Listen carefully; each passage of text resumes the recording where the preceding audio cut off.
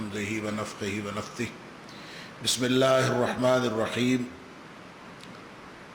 ان الذین فرقوا دینہم وکانوا شیعا لست منہم فی شیء انما امرہم الی اللہ ثم ینبئہم بما کانوا یفعلون۔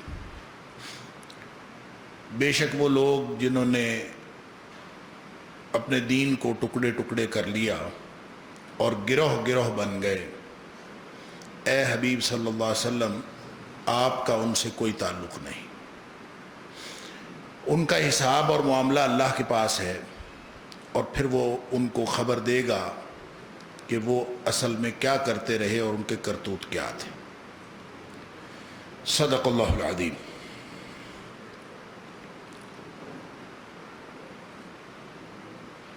ہسپانیہ یا اسپین یا مسلم اسپین کے بارے میں گفتگو کرتے ہوئے، اور خاص طور پر آج کے موضوع پر گفتگو کرنے کے لیے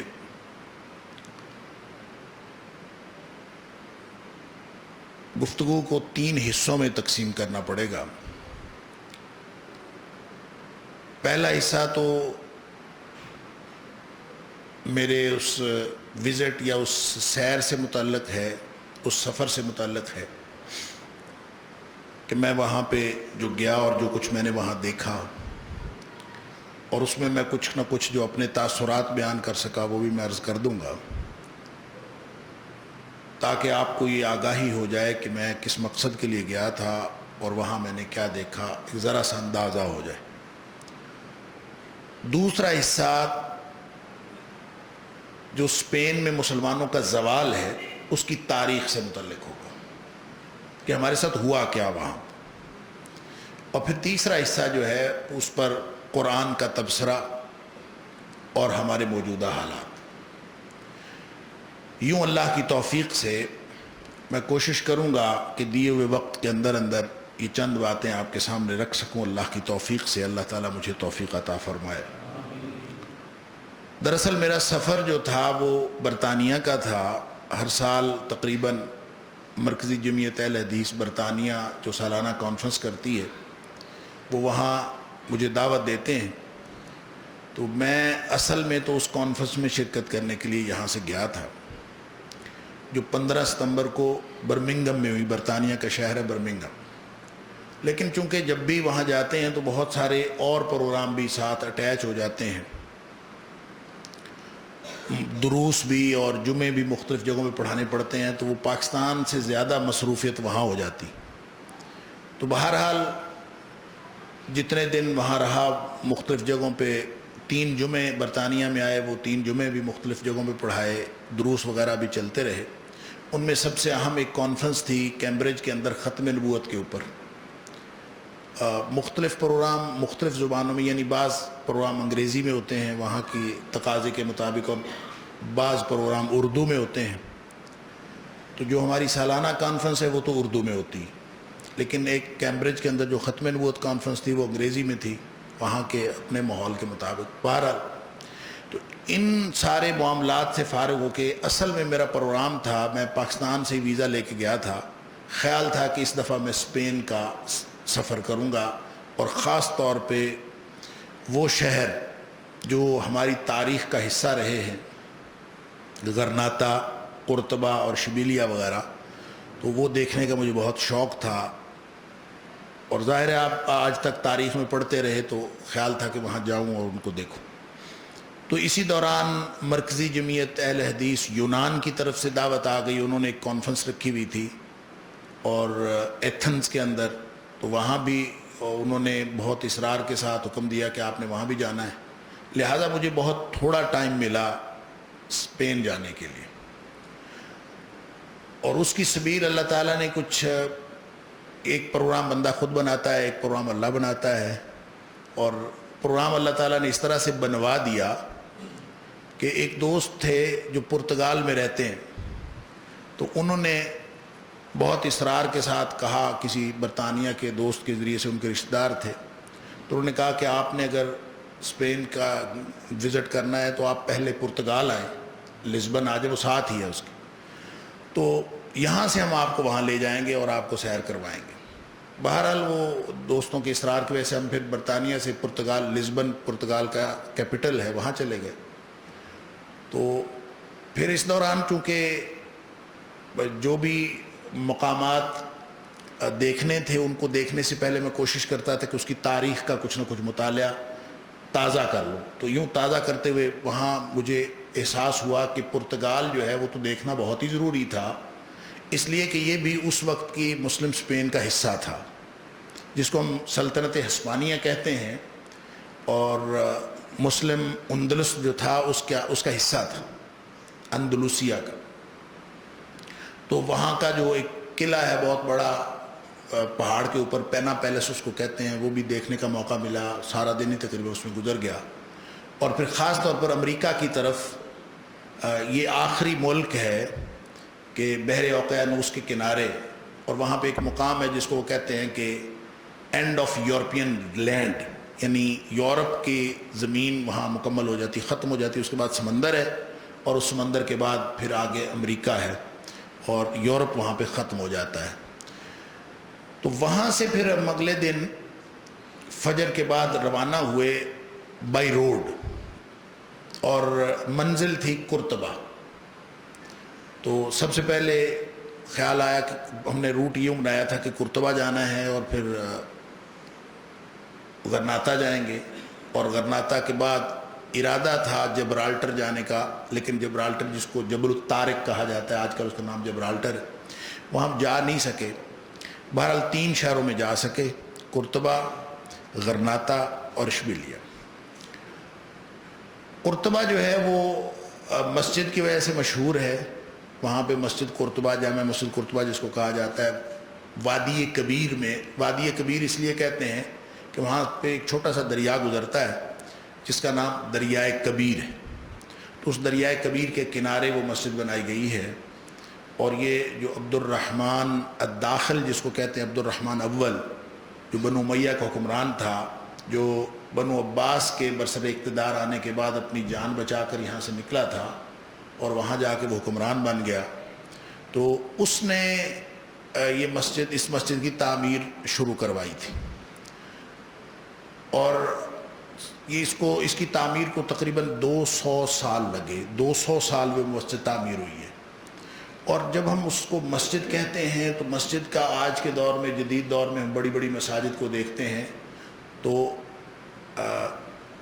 ہمیں تھوڑی عادت ہو گئی ہے بڑی مسجدوں کی، خاص طور پر مسجد نبوی اور مسجد حرام اور اس طرح کی بڑی مسجدیں دیکھ کر، لیکن در حقیقت اس دور میں اتنی بڑی مسجد بنانا اور پھر اتنی شاندار مسجد، کہتے ہیں کہ اس نے جو اپنا اس کا ذوق تھا اور شوق تھا، اس کا عالم یہ تھا کہ اس نے محض 1 سال میں جتنی رقم اس کے اوپر خرچ کی تھی وہ 80,000 دینار تھے اس دور میں۔ تو اگر 1-1.5 سال میں 80,000 دینار خرچ کیے اس کے اوپر، تو 200 سال میں اس کے اوپر کتنی رقم خرچ ہوئی ہوگی۔ تو یہ خود تو فوت ہو گیا، پھر اس کے بعد اس کی تعمیر جاری رہی، اور اب وہ مسجد جو ہے وہ تقریباً 180 میٹر اس کی لمبائی ہے، 180 میٹر، اور تقریباً 135 میٹر اس کی چوڑائی ہے، بہت بڑی مسجد۔ اور جب آپ اس کو دور سے دیکھتے ہیں تو اس کی فصیلیں اتنی اونچی ہیں کہ وہ ایک قلعہ معلوم ہوتا ہے، اور اس کے کوئی 21 دروازے ہیں، اور اس کے اندر جو ستون بنائے گئے ہیں ان کی تعداد کل 1400 ہے، یعنی 1400 ستون ہے۔ اور وہ ستون اس طرح کے نہیں ہیں جو ہماری مسجد کے، بلکہ جو مسجد نبوی کی یہ توسیع جو شاہ فہد کے دور میں ہوئی تھی، شاہ فہد کے دور میں ہونے والی توسیع کی جو محرابیں بنائی گئی ہیں، یہ محرابیں بعین ہی مسجد قرطبہ کی نقل کی گئی ہیں۔ اور مسجد قرطبہ کے اندر آپ کھڑے ہوں اور ارد گرد آپ دیکھیں تو ایسے ہی لگتا ہے جیسے آپ مسجد نبوی میں کھڑے ہوئے ہیں، اور مسجد نبوی میں کھڑے ہوئے جیسے ادھر ادھر محرابیں نظر آتی ہیں آپ کو، بالکل اسی طرح کی محرابیں وہاں پہ۔ تو بہت بڑا ایک مینار ہے اس کے ساتھ، اور اس مینار کے اوپر دور سے ہی آپ کو بڑے بڑے جو ان کی گھنٹیاں ہیں چرچ کی وہ نظر آتی ہیں۔ انہوں نے ہر طرف بہت بڑے بڑے گھنٹے لگائے ہوئے یوں، اور وہ اتنی بڑی گھنٹیاں دیکھ کر ایک دم جو ہے وہ مسجد کا تصور اور پھر مسلمان جب ان کو دیکھتا ہے تو اس کی کیفیت کیا ہوتی ہے. وہ اقبال کے بارے میں پڑھا تو ہوا تھا، 1931 میں اقبال نے وزٹ کیا تھا اور اقبال نے وہاں اذان بھی دی تھی مسجد قرطبہ کے اندر اور نماز بھی پڑھی تھی. لیکن اس کو مسجد قرطبہ میں آہستہ آہستہ اس کو اس کی حیثیت چینج ہوتی رہی. 12ویں صدی یعنی 13ویں صدی عیسوی کے ابتدا میں ہی کوئی 1246 میں یہ قرطبہ اصل میں مسلمانوں کے ہاتھوں سے نکلا تھا اور مسجد قرطبہ مسلمانوں کے ہاتھوں سے نکلی تھی. جب ہم 1246 کی بات کرتے ہیں تو اس کا مطلب یہ نہیں ہے کہ اس وقت مسلمان پوری طرح زوال پذیر ہو گئے تھے. ابھی مسلمانوں کو پورا زوال نہیں ہوا. جو مسلمانوں کا مکمل زوال ہوا ہے وہ سقوط غرناطہ کے ساتھ ہوا ہے. آخری ریاست مسلمانوں کی جو ان کے ہاتھوں سے گئی ہے وہ غرناطہ تھی، اور الحمرا جو بہت بڑا ایک وہاں پہ محل ہے وہ انہوں نے دیا ان کو، اور اس کی چابیاں پکڑائی تھی ابو عبداللہ نے. اور وہ 1492 کی بات ہے، 2 جنوری 1492 کی. میں بات کر رہا ہوں 1246 عیسوی کی، یعنی اس سے تقریباً کوئی 250 سال پہلے. تو اس کا سقوط ہو گیا تھا، یعنی سقوط قرطبہ کو 250 سال پہلے ہو گیا تھا، اور یہ مسجد مسلمانوں کے ہاتھوں سے نکل گئی تھی. اور اس وقت یہ کیوں ہاتھوں سے نکلی تھی اور کیا اس وقت مسلمانوں کے زوال کے اسباب کیا تھے، اس پہ میں انشاءاللہ تاریخ کے حوالے سے جب بات کرتا ہوں تو ابھی دوسرے حصے میں بات کروں گا. لیکن میں صرف اپنے جو مشاہدات ہیں وہ بتا دوں کہ اس مسجد کو دیکھتے ہوئے جو کیفیات ہیں، اقبال کی وہ کیفیات جو اقبال نے نظمیں لکھیں وہ پڑھ کے بہت کچھ اندازہ ہوتا ہے اور دل کو ایک خاص قسم کی کیفیت بھی محسوس ہوتی ہے. لیکن جو کیفیت وہاں جا کے مسجد قرطبہ کو دیکھ کر ہوتی ہے اس کو بہرحال لفظوں میں بیان نہیں کیا جا سکتا. یعنی میں اگر وہاں نہ جاتا تو شاید میں اقبال کے درد کو کبھی پوری طرح محسوس نہ کر سکتا. اور پھر وہاں جب آپ پہنچتے ہیں تو آپ کو پتہ چلتا ہے کہ اس مسجد کو یعنی 1246 میں جب مسلمانوں سے انہوں نے قبضے میں لیا عیسائیوں نے، تو انہوں نے تب سے ہی اس کو چرچ قرار دے دیا تھا. لیکن تھی یہ گورنمنٹ آف اسپین کی ملکیت میں. لیکن انہوں نے 2014 میں یعنی ابھی آ کے 2014 میں انہوں نے یہ جو چرچ ہے، اس دوران بہت ساری تحریکیں بھی اٹھتی رہیں. ایسی تحریکیں بھی اٹھی ہیں کہ اس کو ہم ایک کامن پلیس قرار دے دیں، ایک مشترکہ جگہ قرار دے دیں کہ اس میں سارے مذاہب کے لوگ آ کے عبادت کر سکیں. یعنی مسلمانوں کو بھی اجازت ہونی چاہیے اور عیسائی بھی اگر عبادت کرنا چاہیں تو وہ بھی آ جائیں، کامن پلیس بنا لیں، مشترکہ جگہ. لیکن اس پر عیسائی نہیں مانے. عیسائیوں نے اس بات کا مسلمانوں کو عبادت کی اجازت دینے سے انکار کیا. لیکن بہرحال پہلے چونکہ اتنی سختی نہیں تھی اور مسلمانوں کو بعض اوقات جیسے اقبال نے جا کے 2 نفل پڑھے، بہت سارے لوگ اپنی جا کے تسکین کرتے ہیں. اور ایک مسلمان کا وہاں جا کے جو دل کڑتا ہے وہ بالکل ایسے ہی جیسے کسی سفر نامے کا عنوان انہوں نے بنایا تھا کہ پردیس میں اپنے دیس میں اجنبی. اور ایسے لگتا ہے کہ وہاں جا کے کہ دیس ہمارا ہے اور ہم اپنے آپ کو وہاں اجنبی سمجھتے ہیں. ہماری مسجد ہے لیکن ہم وہاں نماز نہیں پڑھ سکتے. جو ہی ہم مسجد میں داخل ہوئے اور وہ سیکیورٹی گارڈ وہاں پہ کھڑے ہوئے، اب انہوں نے سیرگاہ بنائی ہوئی ہے، مسجد کو سیرگاہ بنایا ہوا ہے، عبادت گاہ نہیں ہے وہ سیرگاہ ہے. اس پہ ٹکٹ لگایا ہوا ہے انہوں نے اور بہت ساری دنیا آتی ہے. اور مسلمانوں کو اٹریکٹ کرنے کے لیے انہوں نے جو وہ مسلم شخصیات جو مسلمانوں کے اسپین کے دور میں ایک بہت بڑا وہاں پہ جو اتنی سائنسی ترقی ہوئی ہے اور علوم کی ترقی ہوئی ہے، یہ ایک بہت ہی یوں کہہ لیجئے کہ بغداد کے علاوہ اگر ہماری تاریخ میں کوئی بہت بڑا تہذیبی، تعلیمی اور علمی مرکز رہا ہے تو وہ مسلم اسپین رہا.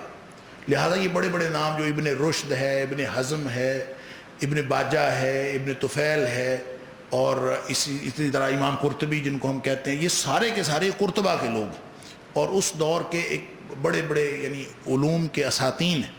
تو اس میں انہوں نے ان کے مجسمے لگائے ہوئے ہیں وہاں پہ. ابن رشد کا مجسمہ، ابن حزم کا مجسمہ وہاں انہوں نے باقاعدہ مجسمے بنا کے لگائے ہیں، اور وہ صرف مسلمانوں کو اٹریکٹ کرنے کے لیے لگائے ہیں کہ تاکہ مسلمان آئیں اور آ کے وہ وہاں ان کا ٹورزم کا بزنس چلے، صرف کاروباری، اور کوئی ان کا مقصد نہیں ہے اس کا. یعنی مسلمانوں سے محبت میں نہیں بلکہ مسلمانوں سے نفرت میں انہوں نے لگائے.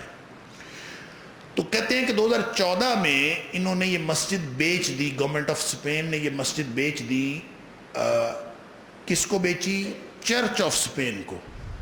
یعنی چرچ تو وہ تھا ہی لیکن وہ گورنمنٹ آف اسپین کا تھا، اور اس کو چرچ آف اسپین کو بیچا، اور بیچا کتنے میں؟ 30 یورو میں۔ 30 یورو کا مطلب جیسے آپ کہہ دیں 30 روپے میں بیچ دیا۔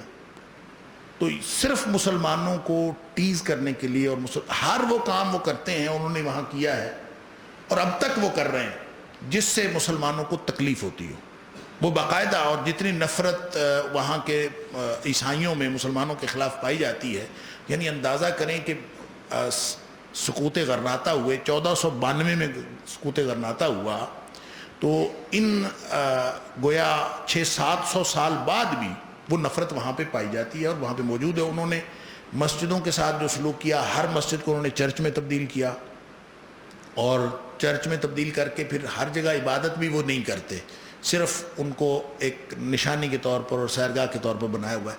تو مسجد قرطبہ میں خاص طور پر بہت دل کڑتا ہے کہ وہ سیرگاہ بھی ہے، اور اندر جب آپ اس کے داخل ہوتے ہیں تو ہر طرف انہوں نے بت لگائے ہوئے، سلیبیں بھی لگائی ہوئی اور بت لگائے ہوئے، 4 چوفیرے، ہر طرف آپ جس طرف نگاہ آپ ڈالتے ہیں آپ کو بت نظر آتے ہیں۔ اور پھر چونکہ وہ بہت بڑی مسجد ہے تو اگر صرف وہ سائیڈوں پہ بت لگے ہوئے ہوں تو پھر کوئی ایسی جگہ بھی آ سکتی ہے جہاں آپ کی نگاہ کسی بت پر نہ پڑے اور کسی سلیب پر نہ پڑے، لہٰذا انہوں نے جگہ جگہ درمیان میں بھی حضرت مریم کے مجسمے، حضرت عیسیٰ کے مجسمے، کوئی بچپن کا، کوئی کیسا، یعنی مختلف قسم کے مجسمے بنا کے انہوں نے وہاں پہ رکھے ہوئے ہیں۔ لہٰذا جس طرف بھی نگاہ جاتی ہے وہ ایسے ہی مجسمے بھی نظر آتے ہیں، اور بڑا دل خراب ہوتا ہے کہ ہے مسجد اور اس کے اندر، اور وہ پھر عبادت کے لیے بھی نہیں، وہ عبادت کی غرض سے نہیں بنائے گئے، وہ صرف اور صرف اس کو اس کی حیت اور اس کی شکل چینج کرنے کے لیے۔ تو جب ہم وہاں داخل ہونے لگے تو ہم چونکہ ہماری داڑیاں دیکھ کر ان کو مسلمان دور سے پہچانے جاتے ہیں، تو وہ ان کو یہ شک ہوا کہ یہ کہیں یہاں پہ عبادت وغیرہ نہ کریں، تو سیکیورٹی گارڈ نے ہمیں کہا کہ یہاں عبادت نہیں آپ کر سکتے، نماز نہیں پڑھ سکتے، یہ مسجد نہیں ہے، یہ چرچ ہے۔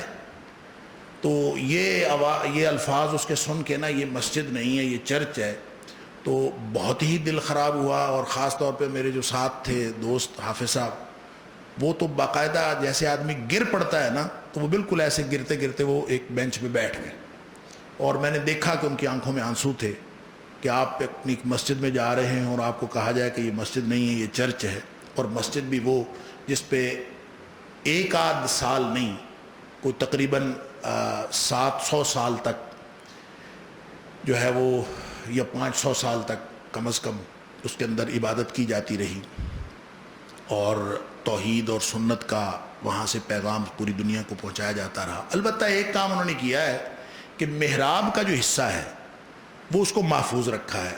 محراب کے حصے میں انہوں نے کوئی بت وغیرہ نہیں لگایا، محراب ویسے کا ویسے ہی ہے جو اصل اوریجنل تھا، اور محراب سے کوئی 20-30 فٹ یا 50 فٹ ادھر اور 50 فٹ اتنا ہی تقریباً ادھر، اور کوئی 20-30 فٹ آگے کو اتنے ایریے کے انہوں نے فینس لگا کے محفوظ کیا ہوا ہے۔ اس کے اندر نہیں جایا جا سکتا، آپ صرف اس کو دیکھ سکتے ہیں، اندر جا نہیں سکتے۔ تو باقی ساری مسجد میں آپ ہر جگہ جا سکتے ہیں، وہاں آپ جا نہیں سکتے، وہ فینس لگائی ہوئی ہے، اس کو محفوظ کیا ہوا ہے۔ تو ایٹ لیسٹ وہاں دیکھ کے وہ خالی محراب جو ہے ایسے لگتا ہے جیسے آپ کو بلا رہا ہو کہ ادھر کوئی نماز پڑھنے والا آ جائے اور یہ خالی ہے۔ تو لوگوں کے وہاں جا کے جو جذبات ہوتے ہیں وہ اسی طرح کے ہوتے ہیں کہ ہر کسی کا دل کرتا ہے مسلمان کا کہ میں نماز پڑھ لوں کسی طریقے سے۔ وہ مجھے ایک آدمی ملا، اس نے کہا میں نے کھڑے کھڑے اشارے سے پڑھ لی تھی، کسی نے کچھ کہا، اور پہلے اتنی پابندی نہیں ہوتی تھی۔ جب 2014 میں یہ اس کو چرچ کو دے دیا، اس کا نام ہی کیتھیڈرل رکھ دیا، اب اس کا نام کیتھیڈرل ہے۔ پہلے اس کا نام تھا مزکیتا دی کارڈووا، یعنی اسپینش میں اس کو کہتے ہیں کہ قرطبہ کی جامع مسجد سمجھ لیں، تو اب اس کا نام ہے کیتھیڈرل دی کارڈووا، یعنی یہ قرطبہ کا کیتھیڈرل ہے، یہ ان کا چرچ ہے۔ تو اس کا نام بھی انہوں نے تبدیل کر دیا، تو لہٰذا اب وہ بڑی سختی کرتے ہیں کہ کوئی یہاں پہ عبادت نہ کرے اور نماز نہ پڑھے۔ تو لوگ پھر وہاں ان سے چوری چھپے کوشش کرتے ہیں کہ ہم کسی طریقے سے 2 نفل پڑھ لیں یا کچھ۔ تو مجھے ایک دوست نے بتایا کہ میں نے کھڑے کھڑے اشارے سے پڑھ لی تھی نماز۔ وہ جب آپ فینس کے سامنے جاتے ہیں، محراب کے سامنے، تو وہاں تو بالکل آپ قبلہ رخ ہوتے ہیں اور سامنے محراب ہے، تو وہاں آپ کے اشارے سے اگر یا کھڑے کھڑے پڑھنا چاہیں کچھ تو پڑھ ہی سکتے ہیں۔ ظاہر اگر آپ رکوع سجود نہیں کریں گے تو کسی کو کیا پتا آپ وہاں پہ کیوں کھڑے ہیں اور کیا کر رہے ہیں۔ لیکن میرے خیال میں یہ ایسے اپنے دل کی تسکین کی بات ہے، اس میں کوئی شرعی بات تو کوئی نہیں ہے اور نہ ہی کوئی ایسی اچیومنٹ کی بات ہے اگر آپ نے ایسا کوئی کام کر لیا۔ بہرحال میرے جذبات وہاں پہ جو تھے وہ جو غم اور جو اس طرح کے جو طبیعت کے اندر کیفیت تھی وہ تو تھی، لیکن میرے ذہن میں اس کے بارے میں بالکل ایک اور تصور آ رہا تھا کہ آج اگر انہوں نے یہاں پہ بت لگا دیے ہیں اور یہ اس طرح کا کام ہو گیا ہے تو اللہ تعالیٰ یہ قدرت رکھتا ہے کہ اللہ تعالیٰ ایک دفعہ پھر مسلمانوں کو اس بات کی طاقت دے کہ ہم پھر سے ان بتوں کو نکال باہر کریں اور یہ مسجد پھر ہمارے قبضے میں آ جائے، اور یہ بالکل ممکن ہے۔ اور میں نے پھر اپنے ساتھیوں سے کہا کہ آپ اس آیت کا ورد کریں۔ ہم 3 لوگ تھے اور پتہ نہیں انہوں نے کیا یا نہ کیا، لیکن میں نے ان کو کہا بھی اور میں خود بھی یہ ورد کرتا رہا جس وقت جتنا عرصہ میں ادھر مسجد کے اندر ہم پھرتے رہے۔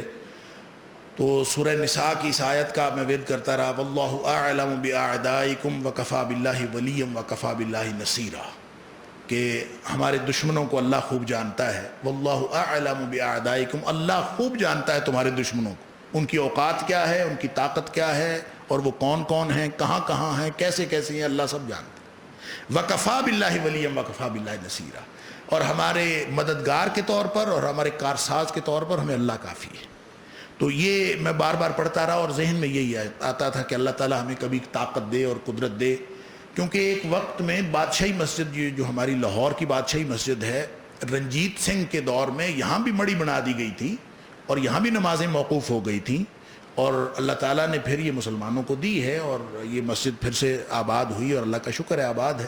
تو یہ کوئی بعید نہیں ہے کہ اللہ تعالیٰ مسلمانوں کو پھر سے یہ طاقت دے دے، لیکن کیوں طاقت ملتی ہے اور کیوں مسلمان زوال کا شکار ہوتے ہیں، یہ میں انشاءاللہ گفتگو کے تیسرے حصے میں عرض کروں گا، دوسرے حصے میں تاریخ بیان کرنے کے بعد۔ بہرحال یہ مسجد قرطبہ دیکھنے کے بعد پھر ہم اس کے پاس ایک محل بھی ہے جس کو القذر کہتے ہیں، آج کل اس کا نام ہے القذر۔ قذر سمجھ میں بات آتی ہے، قصر کو انہوں نے چینج کیا ہوا ہے، قصر کا مطلب ہوتا ہے محل، تو گویا وہ قرطبہ کے اندر وہ ساتھ محل بھی ہے، اور اس کی علاوہ وہ بڑی دیوار جو شہر کی ہے، پرانے شہر کی، اس کے ساتھ ساتھ وہ مجسمے بھی ہیں۔ اور وہاں سے نکل کر پھر ہم ایک قریب ہی کوئی کہہ لیں کوئی چند کلومیٹر کے فاصلے پر ایک شہر ہے، پرانا شہر، وہ اس کا نام ہے مدینۃ الزہرا۔ مدینۃ الزہرا اصل میں وہ اب شہر نہیں ہے، اب کھنڈرات ہیں، اس کے وہ کھنڈر ہے صرف، تو اس کھنڈر کو بھی لوگ دیکھنے کے لیے جاتے ہیں، وہ بھی سیرگاہ ہے، اور اس میں ایک عجائب گھر بنایا ہوا ہے نیچے، اور اوپر پہاڑی کے بالکل دامن میں وہ شہر تھا۔ اب اندازہ کیجئے کہ وہ شہر بھی مسلمانوں کے زوال کی ایک داستان سناتا ہوا محسوس ہوتا ہے۔ وہ عبد الرحمن سوم، وہ بھی مسلمانوں کا ایک خلیفہ تھا، اس نے تعمیر کروایا تھا، اور یہ کوئی 940 عیسوی کے لگ بھگ وہ تعمیر ہوا تھا، اور محض 70 سال رہا۔ یعنی ایک بہت بڑا شہر پورا اس کا یعنی اس کے اوپر بادشاہ جس طرح کا شہر تعمیر کریں تو وہ جس طرح سے شاہی خزانہ خرچ کرتے ہیں اور جس طرح کا شہر بناتے ہیں اسی طرح کا شہر بنا، لیکن وہ محض 70 سال قائم رہا، اور 70 سال بعد اس کو کیا ہوا کہ وہ مسلمانوں کی خانہ جنگی کا شکار ہو گیا۔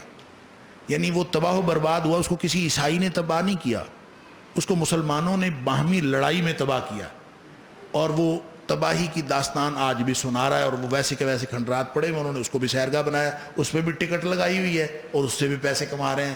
یعنی ہمارا جو جتنا ورثہ ہے اس سے وہ پورا کاروبار چلائے ہوئے۔ تو وہاں سے ہم غرناطہ چلے گئے۔ غرناطہ میں جو چیز دیکھنے والی ہے، ایک تو غرناطہ شہر ہے، غرناطہ شہر کا بھی ہم نے ٹور کیا، اور جو وہاں سب سے امپورٹنٹ چیز ہے وہ محل ہے الحمراء۔ اور الحمراء اصل میں ایک بہت بڑا کمپلیکس ہے یوں کہہ لیجئے، اور اس میں رہائشی ایریا بھی ہے، اور اس میں ایک طرف قلعہ بھی ہے اور ایک طرف یعنی محل ہے، قصر جو ہے، محل بھی اس کے اندر ہے، اسی کے اندر قلعہ بھی ہے، اس کے اندر رہائشی چیزیں بھی ہیں، گویا پورا ایک کمپلیکس تھا، اور وہاں مسلمانوں کا خلیفہ رہا کرتے تھے۔ تو اس کی جو فصیلیں ہیں، ایک تو وہ بلندی پہ ہے پہاڑی کے اوپر، اور دوسرا اس کی جو فصیلیں ہیں وہ اتنی بلند ہیں، یعنی یہ جو ہمارا شاہی قلعہ ہے نا لاہور والا، آپ یہ دیکھیں اگر کسی کسی طرف اگر بہت گہرائی ہے نا جہاں، وہاں گہرائی پہ کھڑے ہو کے دیکھیں تو جتنا اونچائی نظر آتا ہے اتنی یا اس سے بھی زیادہ اونچی اونچی فصیلیں اس کی الحمرا کی بنائی گئی ہیں، اور مین دروازہ اس کا ایک ہی ہے، لیکن اس کے علاوہ بھی اس کے 1-2 دروازے ہیں، اس داخلی دروازے۔ اندر آپ جاتے ہیں تو درمیان میں آپ کو ایک مسجد ملتی ہے، جو ظاہر ہے کہ اس کی مرکزی مسجد اور جامع مسجد ہوگی، وہ بھی آج کل چرچ ہے، اور اس چرچ کے اندر عبادت ہوتی ہے، یعنی مسجد کو چرچ بنایا ہوا ہے، مینار، بالکل مینار آپ دیکھتے ہیں، اور بہت ساری مسجدیں ملتی ہیں آپ کو۔ اشبیلیہ میں بھی گئے وہاں پہ بھی، اور قرطبہ میں بھی، غرناطہ میں بھی، ہر جگہ آپ کو یہ ان کے علاوہ اور بھی مسجدیں ملتی ہیں۔ وہ بظاہر شکل ان کی مسجد والی ہے، لیکن وہ مینار کے اوپر انہوں نے گھنٹی باندھی ہوئی ہے، وہ دور سے نظر آ جاتا ہے کہ یہ اس کو انہوں نے چرچ کی شکل دی ہوئی ہے۔ تو یہ والی جو مسجد تھی جو الحمرا کے اندر ہے، اس مسجد کو انہوں نے بالکل محراب والی جگہ پہ صلیب لگائی ہوئی ہے، اور حضرت عیسیٰ علیہ السلام کا بت لگایا ہوا ہے، اور اس کو وہیں پہ سروس بھی ہوتی ہے، وہ جو اپنا عبادت کا ان کا سسٹم ہے وہ سروس ہوتی ہے۔ کیونکہ ہم جب جانے لگے اندر تو انہوں نے آگے سیکیورٹی گارڈ کھڑا تھا، اس نے کہا کہ آپ اندر نہ جائیں، ابھی سروس ہو رہی ہے، اور جب سروس ہو جائے گی تو پھر آپ اندر جائیں۔ تو بہرحال اس کا انہوں نے ایک پروٹوکول بھی رکھا ہوا ہے۔ تو جو میں بات کر رہا تھا مسجد قرطبہ میں جب ہم پھر رہے تھے تو سیکیورٹی گارڈ جس نے ہمیں کہا تھا کہ نماز نہیں پڑھنی یہاں، وہ پورا وقت ہماری نگرانی کرتا رہا، یعنی کچھ فاصلہ چھوڑ کے ہمارے پیچھے پیچھے تھا وہ، تو ہم اس کو نوٹ کرتے رہے کہ وہ ہمارے پیچھے ہے، اور اس کا خیال یہ ہے کہ کہیں نہ کہیں عبادت کریں گے تو میں ان کو روکوں گا، لیکن ہم نے ایسا کوئی نہیں کیا، لیکن انہوں نے ہماری پوری نگرانی کی۔ مسجد پوری دیکھنے کے بعد ایسی طبیعت نڈھال ہوئی، یعنی میں شاید بتا نہیں سکتا، میں تو بالکل نا ایک دیوار کے ساتھ لگ کے بیٹھ گیا۔ تو وہ ہمارے دوست نے اس وہاں بیٹھے ہوئے کی تصویر بھی میری بنائی، اور اس کے اوپر اس نے تبصرہ بھی کیا۔ خیر تبصرہ اس کا اپنا ہے، تو میری کوئی کیفیات تو دل کی وہ نہیں جانتا، تو اس نے سوشل میڈیا پہ شیئر بھی کیا۔ تو بہرحال وہ مینار کے سامنے ایک دیوار کے ساتھ ہم لگ کے بالکل بیٹھ گئے، اور کافی دیر ہم بیٹھے رہے۔ اس کے ارد گرد کی گلیوں کو بھی دیکھا، اور پورا شہر، اور وہی کیفیت جو میں عرض کر رہا تھا کہ جیسے بندہ سمجھتا ہے اپنے دیس میں ہم اپنے آپ کو اجنبی سمجھ رہے تھے، کہ وہاں کوئی نماز نہیں پڑھنے دیتا، کوئی آپ کو کوئی عبادت نہیں کرنے دیتا، اور ہم کہاں پھر رہے، اللہ اکبر۔ تو یہی کیفیت الحمرا میں آ کے تھی، اور الحمرا میں آ کے تو پھر اور زیادہ یہ کیفیت ہوئی کہ اتنی اونچی اونچی فصیلیں، اتنا مضبوط قلعہ، اور ہم نے شکست کیا کھائی ہے۔ ویسے جب میں ایم اے میں پڑھتا تھا تو اس وقت بھی میں بہت سوچا کرتا تھا کہ آخر ایسی کیا صورت بن گئی کہ آخری ہمارا جو حکمران تھا وہاں کا ابو عبداللہ، اس نے الحمرا کی چابیاں ہی پیش کر دیں فردینند کو۔ آخر یہ کیا مسئلہ تھا کہ بندہ لڑ کے مر جاتا ہے یا کچھ ہو جاتا ہے تو اس نے چابیاں ہی پیش کر دیں؟ تو وہاں جا کے یہ سوال اور زیادہ ابھرا کہ یہ کیوں ہے ایسا۔ تو تاریخ تو اپنے زمانہ طالب علمی کے دوران بھی پڑھی تھی، لیکن جو تاریخ کی سمجھ اب وہاں دیکھ کے آئی ہے، یہ شاید یہ مجھے کبھی سمجھ نہ آتی، جو میں وہاں گیا تو مجھے سمجھ آئی۔ تو الحمرا میں تاریخ میں بعد میں عرض کرتا ہوں، الحمرا کو صرف یعنی اس کا آپ چاروں طرف دیکھیں تو آپ کو تقریباً 1 دن چاہیے، بہت ہی بڑا ہے، اور اس کی ہر طرف، اور کسی طرف آپ نیچے اتر جائیں کیونکہ وہ پہاڑی کے اوپر ہے، نیچے اتر جائیں تو وہ اتنا نیچے ہے شہر باقی کا کہ واپس آپ اگر پیدل آئیں تو وہ بہت ہی مشکل ہے۔ تو بہرحال وہاں پہ مختلف قسم کی بسیں چلتی ہیں، شہر کا ٹور کراتی ہیں، پرانے قدیم شہر غرناطہ کا، تو گریناڈا اس کو آج کل کہتے ہیں، ویسے غرناطہ کو ہی انہوں نے چینج کیا ہوا ہے۔ تو ہم نے بس ٹور لیا، وہ تقریباً 1.5 گھنٹے میں پورے پرانے شہر غرناطہ کا اور پھر تھوڑے سے جدید شہر کا، یعنی قدیم اور جدید دونوں شہروں کا ٹور کروا کے وہ واپس آپ کو اوپر ہی چڑھ کے تو الحمرا کے پاس اتار دیتے ہیں۔ راستوں میں کئی اسٹیشن ہیں، آپ کہیں کسی جگہ اتر بھی سکتے ہیں، دوبارہ چڑھ سکتے ہیں، وہ انہوں نے بڑا اچھا ایک سسٹم بنایا ہوا، لیکن وہ بھی کاروبار ہے ان کا، وہ پیسے لیتے ہیں تو آپ اس کا ٹور کر لیں۔ تو ہم نے بہرحال وہ بس ٹور کیا، تو اس بس ٹور کے دوران بھی جو قدیم غرناطہ تھا خاص طور پر، اس میں سے گزرتے ہوئے وہ جو ساتھ ساتھ کمنٹری کرتا تھا، وہ آدمی سمجھاتا تھا کہ یہ کیا ہو رہا ہے، وہ آپ ہیڈ فون لگا کے سنتے ہیں، تو وہ جو کچھ کہہ رہا تھا وہ بھی ایسے تھا جیسے مسلمانوں کو ٹیز کرنے کے لیے کہہ رہا ہوں، یا شاید ہم مسلمان تھے، ہمارا احساس تھا، لیکن اس کی گفتگو ساری ایسی تھی۔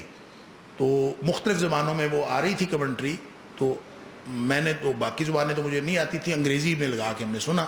تو انگریزی میں جو وہ گفتگو کر رہا تھا تو وہ ہر چیز کے بارے میں یہی بار بار ہر چیز کے بارے میں ہمیں بتاتا تھا کہ یہ مسلم سٹی تھا. مثلا اس کا خلاصہ میں آپ کو عرض کروں، یہ مسلم سٹی تھا اور ہم نے اس کو اوور نائٹ یعنی ایک ہی رات میں ہم نے اس کو کرسچن سٹی یعنی عیسائی شہر بنا دیا. یہ مسلمانوں کا شہر تھا اور ہم نے ایک ہی رات میں اس کو عیسائی شہر بنا دیا اور ساری کی ساری مسجدوں کو ہم نے چرچ میں تبدیل کر دیا. اور یہ وہ اپنی ظاہر فتح کا کے جشن کے طور پر بتاتے ہیں اور ہر وہ کام کرتے ہیں جس میں مسلمانوں کی تکلیف ہو. خاص طور پہ وہ جو جگہ ہے جس کے بارے میں تاریخ میں یہ مشہور جملہ ہے، میں اس کا ذکر بعد میں پھر دوبارہ بھی کروں گا، کہ جو ابو عبداللہ نے چابیاں پیش کر دیں اس کو اور وہاں سے چل پڑا معاہدے کے مطابق، تو وہ تقریباً 50 کلومیٹر کا سفر طے کر گیا وہاں سے الحمرا سے. تو چونکہ الحمرا پہاڑی کے اوپر ہے یا پہاڑی کے دامن میں ہے اور اس کے سامنے نیچے پورا غرناطہ شہر ہے، وہ نیچے ہے سارا، تو یوں سمجھیں کہ یوں پیالے کی طرح وہ جگہ بنی ہوئی ہے اور وہ پیالہ بہت ہی بڑا ہے، یعنی اس کے ارد گرد پہاڑ بہت دور دور پہاڑ ہے، درمیان بہت بڑا شہر، ایک طرف پہاڑی پہ الحمرا ہے. تو یہ تقریباً 50 اس نے جانا تھا، مراکش اس کی منزل تھی اور یہ وہاں سے جا رہا تھا. تو تقریباً 50 کلومیٹر سفر کر کے اس نے پڑاؤ کیا. تو جب جہاں اس نے پڑاؤ کیا تو واپس دیکھا تو وہ محل کے مینار نظر آ رہے تھے، اس کی فصیلیں نظر آ رہی تھی. تو اس کی آنکھوں میں آنسو آ گئے اور آہ نکلی. تو اس موقع پر اس کی ماں نے وہ تاریخی جملہ کہا تھا کہ جس چیز کی تم حفاظت مردوں کی طرح نہیں کر سکے، عورتوں کی طرح آنسو کیوں بہاتے ہو. اس جگہ کو بھی انہوں نے ابھی تک محفوظ رکھا ہوا ہے اور اس کو بھی محفوظ اس لیے رکھا، اس کا نام رکھا ہے اسپینش میں اس کو کہتے ہیں سپائرو دی مورو.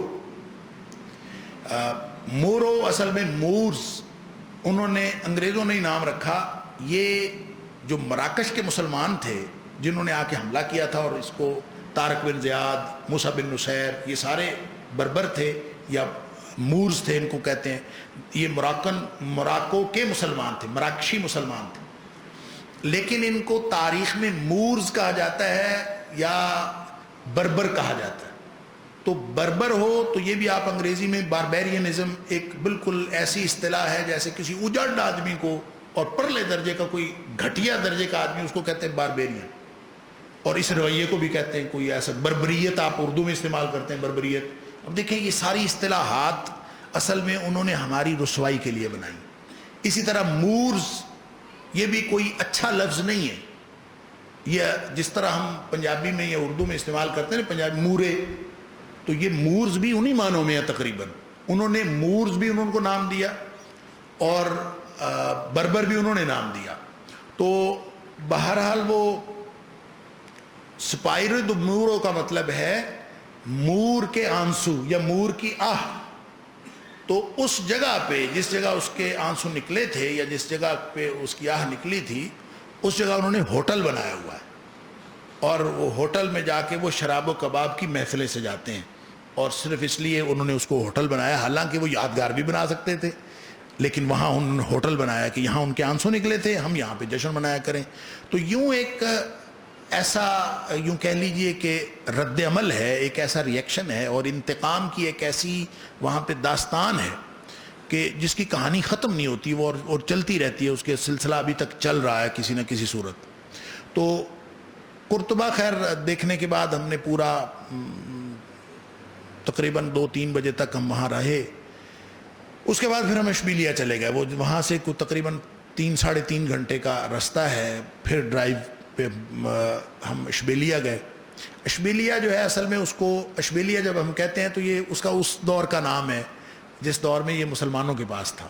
مسلمانوں کے جانے سے پہلے بھی اس کا نام اشبیلیہ نہیں تھا اور مسلمانوں کے جانے وہاں سے نکلنے کے بعد بھی اس کا نام اشبیلیہ نہیں ہے. جب مسلمانوں نے ابھی اس کو فتح نہیں کیا تھا تو اس کا نام ہسپالس تھا. ہسپانیہ کے قریب تر کوئی ہوگا. تو جب مسلمانوں نے اس کو فتح کر لیا تو مسلمانوں نے اس کا نام اشبیلیہ رکھا اور جب مسلمانوں سے عیسائیوں نے قبضے میں لے لیا، وہاں پہ ایک قصر بھی ہے، اشبیلیہ کے اندر ایک محل بھی ہے جو کہتے ہیں کہ مرابطون کے دور میں بنا تھا۔ مرابطون ہم جب کہتے ہیں تو اس سے مراد یوسف بن تاشفین اور اس کا خاندان ہے۔ دو خاندان ایسے ہیں جنہوں نے مسلمانوں کی گرتی ہوئی ساکھ کو سہارا دیا ہے وہاں پہ۔ ایک خاندان کو مرابطون کہتے ہیں، دوسرے کو موحدون کہتے ہیں۔ تو وہ بہرحال میں تاریخ میں بتاتا ہوں۔ تو اشبیلیہ جو ہے یہ مرابطون کے دور میں مسلمانوں کے ہاتھ سے چلا گیا تھا، اور قصر اسی دور میں بنا تھا، لیکن بعد میں وہ زیادہ دیر نہیں رہ سکا۔ تو یوں کہہ لیجئے کہ جب قرطبہ فال ہوا ہے، یعنی جب مسجد قرطبہ مسلمانوں کے ہاتھوں سے گئی ہے، اس کے کوئی 1-2 سال بعد یہ اشبیلیہ جو ہے وہ اس کا بھی زوال ہو گیا تھا۔ یعنی 1246 میں اگر مسجد قرطبہ جو ہے مسلمانوں کے ہاتھوں سے انہوں نے فتح کر لی تھی عیسائیوں نے، تو وہ میرے خیال 1248 ہے یا کچھ اس طرح سے قریبی وہ اشبیلیہ میں چلا گیا۔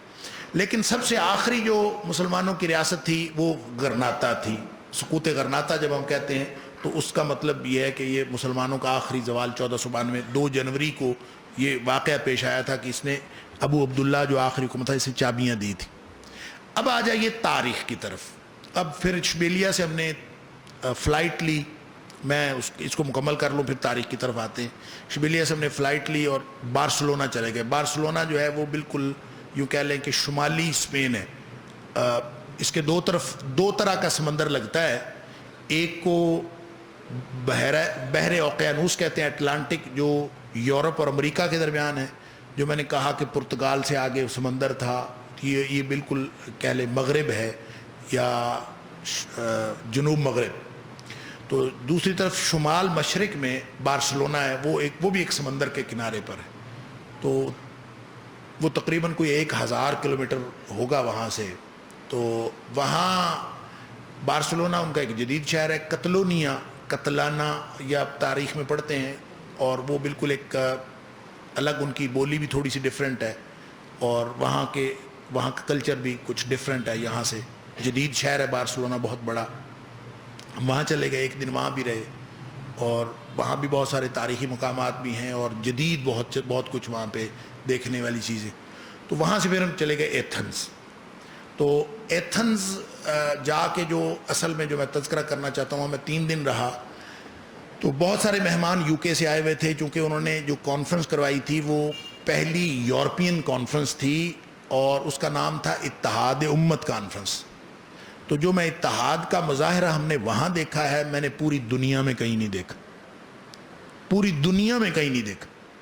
یعنی وہاں کے اور وہاں پہ جن لوگوں سے ہماری ملاقات ہوئی زیادہ تر پاکستانی تھے، پاکستانی ہی جو یونان میں رہ رہے تھے انہی سے ملاقات ہوئی، اور کانفرنس کروا رہے تھے مرکزی جمعیت اہل حدیث یونان والے۔ اور جب ہم وہاں پہ ایئرپورٹ پہ پہنچے ہیں تو جو لوگ استقبال کے لیے آئے ہوئے تھے انہوں نے تعارف کروانا شروع کیا، کوئی 20-25 لوگ آئے ہوئے تھے، انہوں نے تعارف کروانا شروع کیا، اور یہ مرکزی جمعیت اہل حدیث کے امیر ہیں، یہ منہاج القرآن کے صدر ہیں، یہ جمعیت علماء اسلام کے فلاں ہیں، یہ کاف لیگ کے ہیں، یہ نون لیگ کے ہیں، یہ پیپلز پارٹی کے ہیں، یہ جماعت اسلامی کے ہیں۔ حیران رہ گئے ہم تو، یعنی ساری امت اکٹھی تھی۔ تو میں نے تو پھر وہاں کہا، انہوں نے جب مجھ سے تاثرات مانگے تو میں نے کہا ابھی یہی تو ہم ڈھونڈتے ہیں کہ کہیں مسلمان اکٹھے بھی ہو جائیں کہیں، اور یہی وہ فقدان ہے ہمارا اتحاد کا اور آپس میں جڑاؤ کا، جس کی وجہ سے ہم دھکے کھا رہے ہیں پوری دنیا میں۔ اگر یہ جو یونان میں آپ نے ماحول بنایا ہوا ہے، پھر وہ صرف وہاں اکٹھے نہیں تھے، کانفرنس میں بھی اکٹھے تھے۔ اور آپ اندازہ کریں کہ اگلے دن ہم جو باہر سے آئے ہوئے مختلف مہمان تھے، ہم میں سے 8 لوگوں نے خطبہ جمعہ دیا، جمعہ تھا، ہم میں سے 8 لوگوں نے خطبہ جمعہ دیا۔ میں نے تو خیر اسی مسجد میں خطبہ جمعہ دیا، لیکن باقی 7 لوگوں نے جن مساجد میں جمعہ کے خطبات دیے ان میں سے کوئی بھی مسجد اہل حدیث کی مسجد نہیں تھی۔ یعنی مختلف مساجد، کوئی جماعت اسلامی کی مسجد میں دے رہا ہے، کوئی عربیوں کی مسجد میں دے رہا ہے، کوئی منہاج القرآن کی مسجد میں دے رہا ہے، اور یوں ایسا شاندار امت کا تصور، یعنی صحیح معنوں میں دل خوش ہو گیا۔ اللہ تعالیٰ ان کی کاوشوں میں برکت دے، اور بڑی دعائیں نکلتی ہیں۔ مالی طور پر اگرچہ وہ بہت غریب لوگ ہیں، یعنی پاکستانی جو وہاں پہ رہ رہے ہیں وہ یونان کے اندر، ان میں سے اکثریت وہ غریب ہیں، وہ بہت امیر لوگ نہیں ہیں، کافی مشکلات میں ہیں ان کو، لیکن دینی اعتبار سے انہوں نے واقعتاً ایسا ماحول بنایا ہوا ہے جو امت کا ماحول ہے. اللہ تعالیٰ ان کی ان کاوشوں میں اور برکت دے اور ہم سب کو بھی ویسا اتحاد اور آپس میں جڑ جانے کی توفیق عطا فرمائے جو ایک ہم امت بن سکیں اور ان فرقوں سے اور ان جو ہماری آپس میں کھینچی ہوئی لکیریں ہیں ان کے خول سے باہر آ سکیں. اب آ جائیں تاریخ کے اوپر. دیکھیں جب ہم سلطنت ہسپانیہ کی بات کرتے ہیں تو اصل میں یہ 5 چھوٹی چھوٹی سلطنتوں پر مشتمل ایک علاقہ تھا. اس دور میں 5 سلطنتیں تھیں. موجودہ دور میں اگر ہم دیکھیں تو اس وقت کا جو پورا اسپین ہے, اس وقت کا ملک پورا اسپین, پورا پرتگال, یہ 2 ملک اور ساتھ جو جنوبی فرانس کا بھی حصہ, یعنی فرانس کا تقریباً آدھا حصہ, موجودہ فرانس کا تقریباً آدھا حصہ, یہ ملا لیں تو اس وقت کا مسلم اسپین بنتا ہے, سلطنت ہسپانیہ بنتی. اتنی بڑی سلطنت تھی. اور یہ مسلمانوں کے قبضے میں کیسے آئی کہ موسیٰ بن نصیر ولید بن عبد الملک کے دور میں گورنر تھا شمالی افریقہ کا, اور افریقہ میں اس نے, جس کو مراکش کہتے ہیں, مراکش میں مقامی آبادی کو بربر کہا جاتا ہے, اور وہ ایک بڑی لڑاکا اور بڑی جنگجو قسم کی قوم تھی اور بڑی انرجیٹک, اس کے اندر بڑی صلاحیتیں تھیں. تو موسیٰ بن نصیر نے حالات کا کافی حد تک اس کو علم تھا اسپین میں کہ خانہ جنگی ہے, طوائف الملوک کی ہے, عوام الناس کے اوپر بڑا ظلم و تشدد کیا جاتا تھا. خاص طور پہ وہاں کے جو اس دور کے عیسائی تھے وہ بہت ظلم و تشدد کرتے تھے, اور جو بادشاہ تھا راڈرک خاص طور پہ, وہ عوام الناس اس سے بہت تنگ تھے. تو وہ سمندر پار کر کے وہاں آتے رہتے تھے. سمندر پار کرنے کی کہانی یہ ہے کہ جب آپ جو اس مین لینڈ کا یعنی اسپین کے جو زمین کا جو قریب ترین حصہ ہے, یعنی مراکش کے قریب ترین جو حصہ ہے وہ اس کو جبرالٹر کہتے ہیں, وہ ہے بے آف جبرالٹر, جبل الطارق, جہاں پہ جا کے طارق بن زیاد نے پڑاؤ ڈالا تھا اور وہاں سے جنگ کا آغاز ہوا تھا. لیکن یہ جو میں اصل میں بتانے لگا ہوں کہ یہاں سے مراکش کا جو فاصلہ ہے وہ صرف 13 کلومیٹر ہے, یعنی سمندری سفر صرف 13 کلومیٹر ہے, بالکل قریب. آپ اگر نقشے میں دیکھیں تو ادھر بھی بوڑھا سمندر ہے, بحیرہ روم ہے, اور پھر میڈیٹرینین سی جس کو بحر متوسط کہتے ہیں, اور اس میں درمیان میں سے یہ چھوٹی سی بے, اور ادھر بھی اٹلانٹک ہے بہت بڑا. تو درمیان میں وہ چھوٹا سا نا بالکل نیرو سا ایک ہے جگہ, تو یہاں سے 13 کلومیٹر کا فاصلہ. لہٰذا یہ اکثر اپنی کشتیوں پہ بیٹھ کے جو لوگ ادھر ان کے عیسائیوں کے ظلم و ستم سے تنگ آتے تھے تو یہ بھاگ جاتے تھے مراکش, وہاں جا کے حالات بتاتے تھے. تو موسیٰ بن نصیر کو وہاں کے حالات کا پتہ تھا, تو اس نے پہلی دفعہ اپنے ایک غلام طریف کو بھیجا تھا کہ حالات پتہ کرو وہاں کے, وہاں بہت خبریں آ رہی ہیں اس طرح کی کہ تم جا کے حالات پتہ کرو. تو وہ حالات پتہ کرنے گیا طریف نے جا کے کشتیاں جس جگہ پہ روکی تھیں اس شہر کا نام طریفہ ہے, اور وہ آج بھی شہر ہے طریفہ کے نام سے, کہ جہاں جا کے اس پہلی دفعہ مسلمانوں کے قدم گویا لگے. وہ 400-500 لوگوں کے ساتھ گیا تھا, لیکن اس نے واپس آ کے اطلاع بھیجی کہ جناب حالات واقعی ویسے ہیں جیسے یہ عیسائی عوام آ کے بتا رہی ہے, اور وہاں پہ حملہ کرنے کی بڑی ضرورت ہے. تو بہرحال وہ ایک جو راڈرک کا ایک امیر تھا, اس کا بھی ایک کہانی ہے, اس کو میں تفصیل سے یہاں بیان نہیں کرنا چاہتا, نہ ضرورت ہے. جس کی بیٹی کے ساتھ اس نے کوئی غلط اقدام کیا تھا راڈرک نے, تو اس نے خود جا کے دعوت دی تھی موسیٰ بن نصیر کو کہ یہاں پہ آ کے حملہ کریں. تو یہ اس طرح کے بھی حالات وہاں پہ تھے اور بڑی فضا سازگار تھی. یہ بات ہے جب طریف کو بھیجا تھا, یہ 710 عیسوی کی بات. تو 711 عیسوی میں اس نے موسیٰ بن نصیر نے اپنے غلام طارق بن زیاد کو بھیجا, اور کتنا لشکر دے کے بھیجا؟ صرف 7000 لشکر تھا اس کے ساتھ. 7000 لوگ وہ 13 کلومیٹر کا فاصلہ طے کر کے اس جگہ پہ آ کے رکے جس کو آج تک جبرالٹر کہا جاتا ہے اور جبل الطارق کہا جاتا ہے. یہ وہاں پہ رکے تو آگے سے جو راڈرک جتنی فوج لے کے آیا تھا وہ پتہ کتنی تھی؟ 1 لاکھ.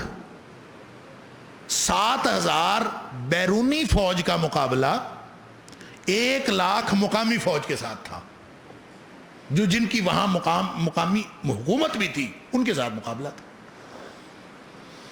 انہوں نے آ کے لڑائی کی, ان سے جنگ شروع ہوئی, 2-3 دن جنگ ہوتی رہی اور اس جنگ کا کوئی نتیجہ نہیں نکلا. مورخین نے لکھا ہے کہ جب جنگ کا نتیجہ نہیں نکلا تو تیسرے دن طارق بن زیاد نے خطاب کیا اپنے فوج والوں کو, یہ 7000 ہیں وہ 1 لاکھ, اور ان سے ان سے خطاب کرتے اس نے کہا کہ تمہارے پیچھے سمندر ہے، تمہارے آگے دشمن ہے، اور یہاں سے تمہیں جانے کے لیے کوئی راستہ نہیں ہے، جائے فرار کوئی نہیں ہے۔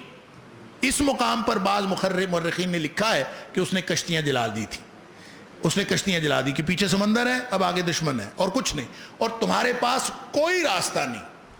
لیس لکم واللہ الا الصدق والصبر، اس نے کہا تھا تمہارے پاس اور کچھ نہیں ہے، کوئی راستہ نہیں ہے سوائے اس بات کے کہ تم سچائی پر ڈٹ جاؤ، صدق والصبر، کہ اپنے زندگی کی سچائی ثابت کر دو شہید ہو کے، یا پھر ڈٹے رہو، یا اس کے علاوہ ہمارے پاس کوئی راستہ نہیں۔ اس لیے پھر وہ فوج پھر جب لڑی، گویا مسلمان جب کبھی لڑتے ہیں، مسلمان جب کبھی فتح حاصل کرتے ہیں، پوری تاریخ مسلمانوں کی دیکھ لیجئے، مسلمانوں کو جب کبھی فتح ہوئی ہے، ایک بھی فتح ایسی نہیں مسلمانوں کی کہ جس میں مسلمانوں کی افرادی قوت یا مسلمانوں کا اسلحہ وہ دشمن سے زیادہ ہو اور مسلمانوں نے وہ جنگ جیتی ہو۔ ایک بھی جنگ ایسی نہیں۔ ہر وہ جنگ مسلمانوں نے جو بھی جیتی ہے، اس جنگ میں مسلمان افرادی قوت میں ان سے کم ہی ہوئے۔ نتیجہ اصل میں یہ ہے کہ مسلمان کبھی افرادی قوت کی بنیاد پر جنگ نہیں جیتتے، یہ ایمان کی بنیاد پر جنگ جیتتے ہیں۔ ان کو کامیابی ملتی ہے ایمان کی بنیاد پر، اور اللہ تعالیٰ نے قرآن میں بھی فرمایا وَلَا تَهِنُوا وَلَا تَحْزَنُوا وَأَنْتُمُ الْأَعْلَوْنَ إِن كُنتُم مُؤْمِنِينَ، تمہارا ایمان اگر سلامت ہے تو عروج تمہارا ہے، کامیابی تمہاری ہے۔ تو بہرحال یہ اس نے ان کو بوسٹ اپ کیا اور سب ایمان سے لڑے، 1,00,000 کی فوج کو شکست دے دی 7,000 لوگوں، اور وہ جو بادشاہ راڈرک تھا اس نے فرار ہونے کی کوشش کی اور میدان جنگ چھوڑ کر بھاگنے کی کوشش کی اور سمندر میں ڈوب کے مر گیا۔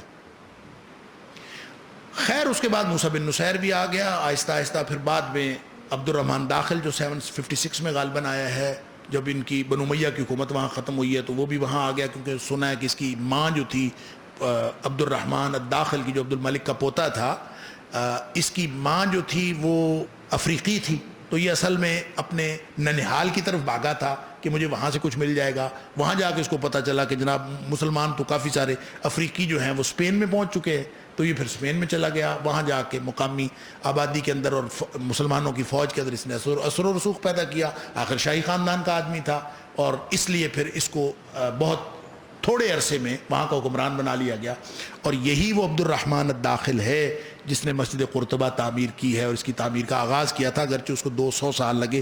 784 میں اس کی آغاز ہوا تھا اور 988 میں جا کے وہ مکمل ہوئی، تقریباً 200 سال میں۔ یوں مسلمانوں کو جب اللہ تعالیٰ نے فتح دی تو پورے اسپین کے اوپر، اور اس وقت کی مسلم عثمانیہ جو میں نے عرض کیا کہ آج کا پرتگال، آج کا اسپین اور آج کا آدھا فرانس، یہ تقریباً ساری مسلمانوں کی سلطنت تھی۔ لیکن یہ 200-300 سال ہی رہا ہے۔ ان 700 سالوں میں تقریباً 1031 آپ کہہ لیں، یہ اس کو آپ اگر بریک اپ لائن بنانا چاہیں تو 1031 تک یا 1050 10ویں صدی 11ویں صدی کا جو نصف ہے وہاں تک مسلمانوں کا صحیح اقتدار رہا۔ اس کے بعد مسلمان جو ہیں یہ آہستہ آہستہ کمزور ہونے شروع ہوئے۔ کمزور ہونے شروع کیوں ہوئے ہیں؟ آپس کی لڑائیوں کی وجہ سے۔ ان کی آپس کی لڑائیاں شروع ہو گئی، اور آپس میں یہ جو شخص جس علاقے کا امیر تھا اس نے دوسرے کے خلاف لڑنا شروع کر دیا۔ ان لڑائیوں کا فائدہ اٹھا کر آہستہ آہستہ عیسائی جو ہیں مضبوط ہوتے چلے گئے، اور پھر جو آخری 100 سال تھا مسلمانوں کی حکومت کا، وہ تو یوں سمجھ لیجئے کہ سارے ہی تقریباً اسپین پر عیسائیوں کی حکومت ہو چکی تھی۔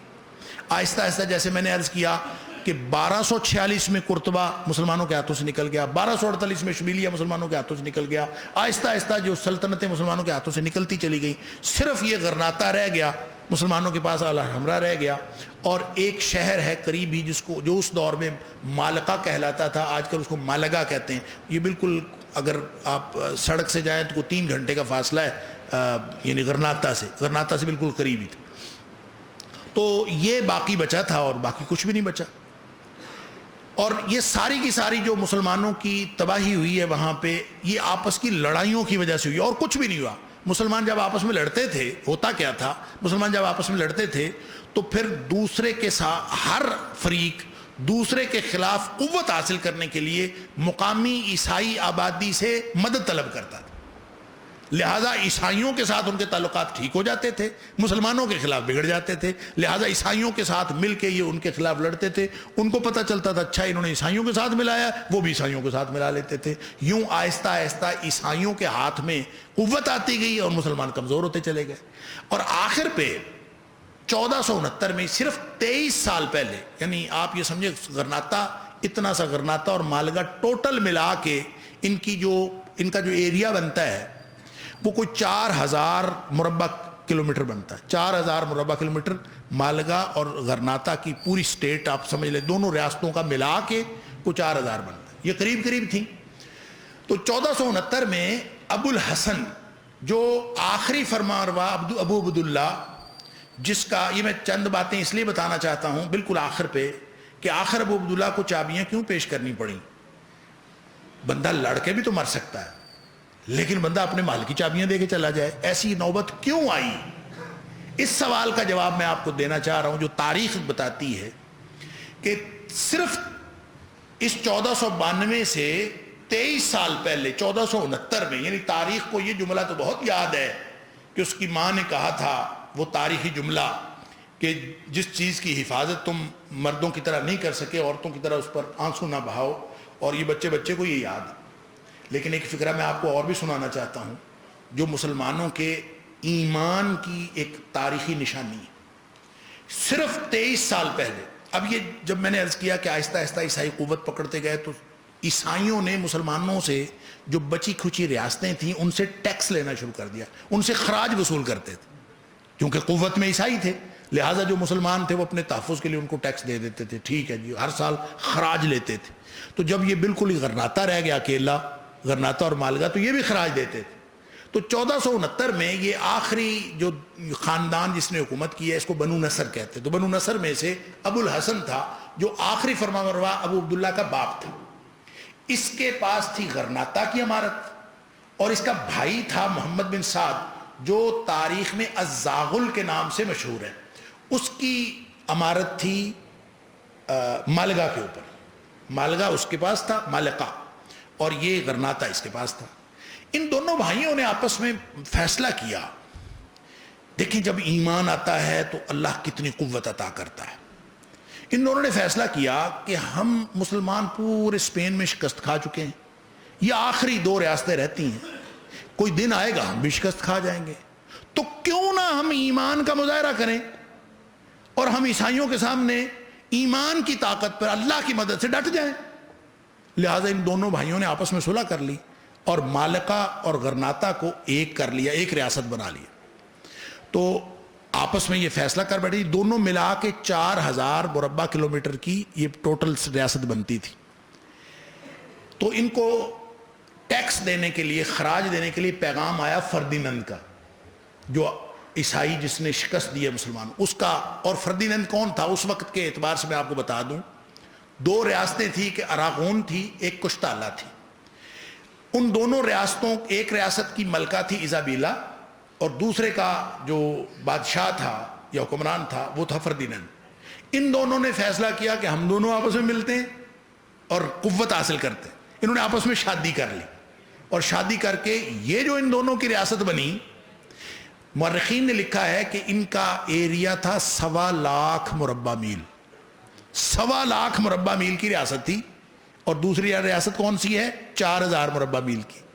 یعنی کیا حیثیت ہے 1.25 لاکھ مربع میل کی ریاست کے مقابلے میں 4000 مربع میل کی شکست خوردہ لشکر۔ بالکل یہ تو یعنی 1050 عیسوی سے لے کر 1031 عیسوی سے مسلمانوں کا زوال شروع ہوا ہے، ہم بات کر رہے ہیں 1469 کی، گویا زوال بھی آخری حدوں کو چھو رہا تھا۔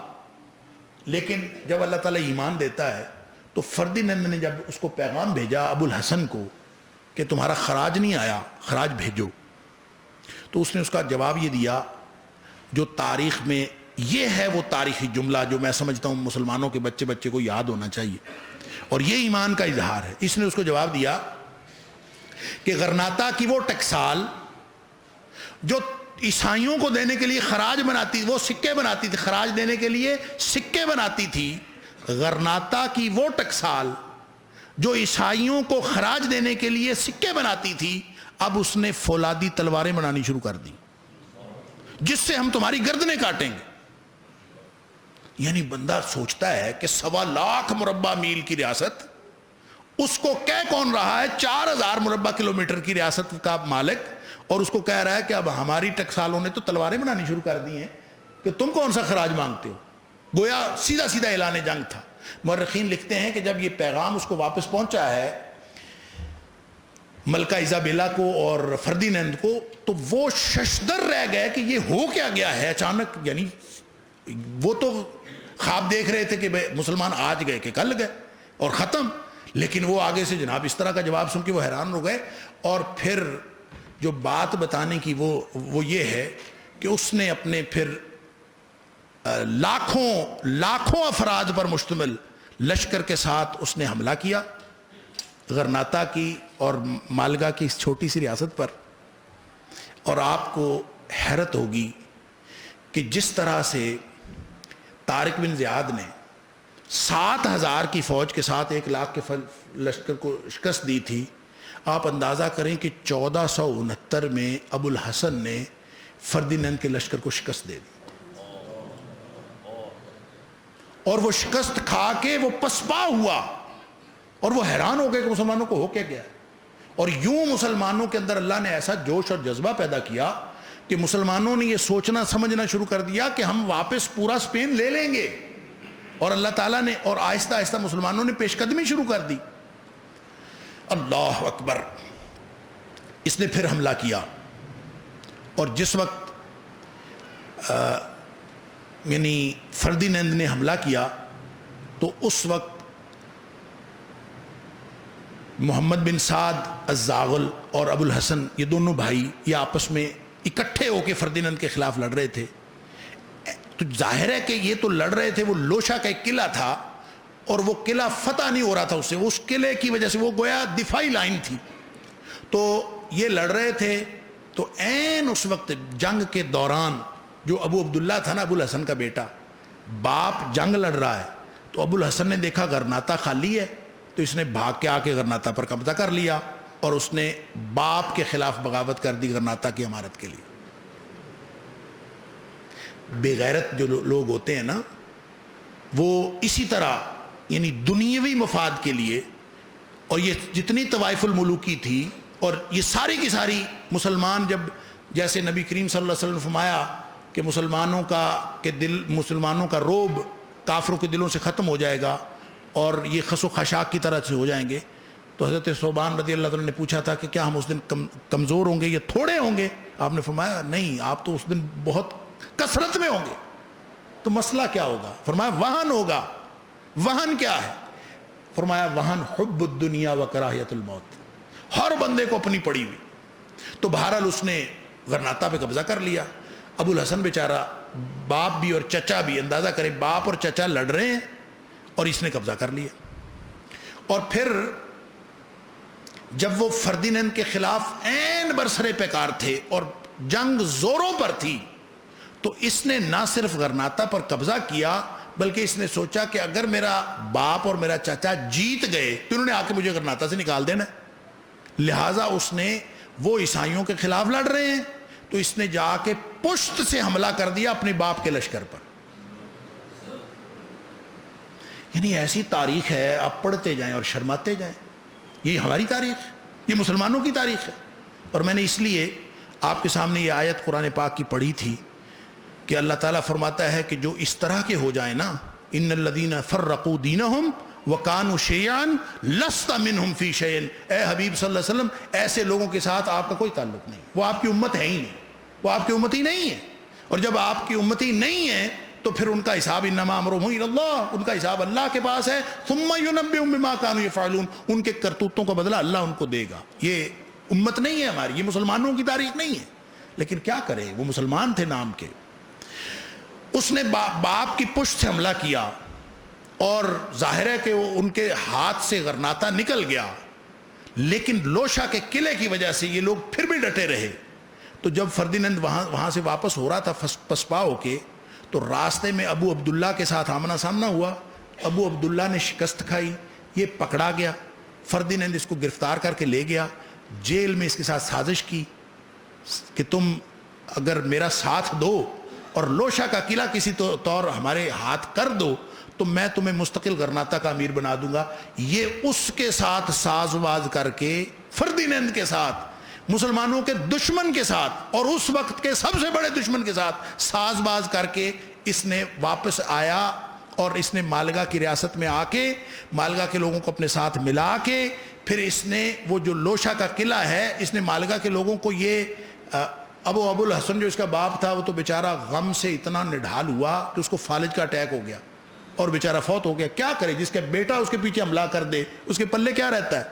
تو اس کا چچا تھا زاغل، لیکن اس نے آ کے وہاں جس وقت اس نے مالگا کے لوگوں میں اثر و رسوخ پیدا کیا تو زاغل نے دیکھا چچا نے، وہ چچا بھی تو اس کا ہی تھا، خاندان تو وہی تھا، وہ چچا وہاں سے دوڑا. اب ایک وقت تھا کہ وہ ابو الحسن کے ساتھ مل کے وہ کافروں کے ساتھ اپنی وہ کھوئی ہوئی سلطنت واپس لینے کے لیے تیار تھا، لیکن اب وہ بھی اسی رستے پر چلا.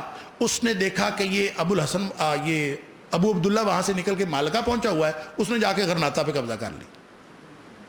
محمد بن سعد نے غرناطہ پہ قبضہ کر لیا. اب یہ ساری جنگ یہی چل رہی ہے، یہ جگہ میری، وہ جگہ میری، یہ میری سلطنت، وہ میری، یہ میری راج. انا للہ و انا الیہ راجعون. تو وہاں اس نے پھر مالگا کے لوگوں سے یہ بات طے کی کہ اگر ہم لوشا کا قلعہ فردینند کو دے دیں تو فردینند سے میری بات ہو گئی ہے، پھر وہ ہماری حکومت کو تسلیم کر لیں. لہذا انہوں نے کہا جی دے دو.